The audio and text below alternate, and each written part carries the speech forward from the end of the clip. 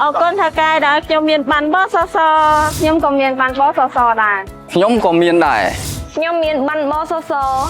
nhóm chỉ có nhóm miền bàn bó so đuôi thả đây nên con nhóm có miền bàn bó so đà បាននេះជាសមាជិកបសសថាតើអ្នកទទួលបានអ្វីខ្លះពីបសស ខ្ញុំបានបសសនេះពេលខ្ញុំបណ្ឌិតផ្ទៃពោះជារៀងរាល់ខែនៅមន្ទីរពេទ្យដៃគូបសសអត់អស់លុយទេហើយបានបណ្ឌិតផ្ទៃពោះនឹងបានឆ្លោះអេកូជារៀងរាល់ខែហើយបន្ទាប់មកឲ្យសម្រាលពេលសម្រាលក៏ខ្ញុំប្រើសេវាកម្មបសសដែរខ្ញុំសម្រាលនៅកាឡាម៉ែតក៏អត់អស់លុយដែរបងនឹងក្រោយសម្រាលនេះខ្ញុំទទួលបាន 70% ពីបសសទៀត កុំបានបសសតែបើអត់បសសគឺខ្ញុំគ្មានសមត្ថភាពទេខ្ញុំបានបសសនឹងហើយខ្ញុំ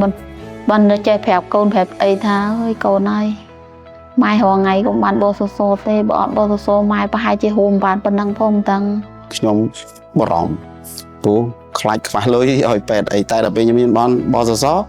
និយាយខ្ញុំកាត់បន្ថយបានច្រើនសម្រាប់គ្រួសារខ្ញុំសម្រាប់ខ្ញុំជាមួយគ្រួសារគឺ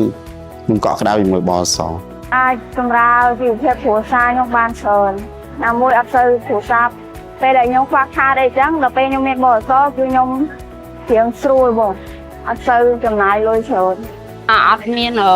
បានបសគឺចំណាយអស់ច្រើនគ្រាន់តែថាទៅដេកមកយប់អីអស់ 50 70 ម៉ឺនអញ្ចឹងតែបើចំពោះខ្ញុំមានបានបសអញ្ចឹងគឺអស់តែ 5 6 ម៉ឺនសម្រាប់ចំណាយហូបចាយជួយយើងបានជាគ្រោះថ្នាក់ការងារហើយទៅពេទ្យមិនបាច់បងលុយអញ្ចឹងណាបងអត់តែថ្លៃហូបចុកខាងក្រៅទេថ្លៃលើបសគឺគាត់ចេញទាំងអស់បានបសនោះល្អសម្រាប់ខ្ញុំចាកាត់បន្ថយការចំណាយច្រើនណាសំខាន់លើសុខភាពនឹងហ្មងបង វាអត់សូវយើងព្រួយបារម្ភរឿងភ័យខ្លាចអស់លុយរឿងទៅព្យាបាលអញ្ចឹងវាឈឺអាំងបស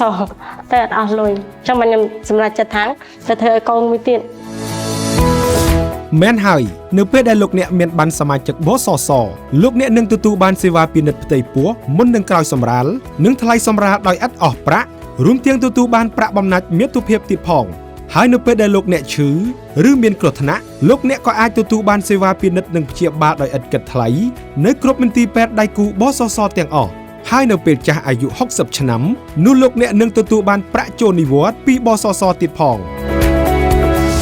មានបសសទៅពេទ្យអត់អស់លុយ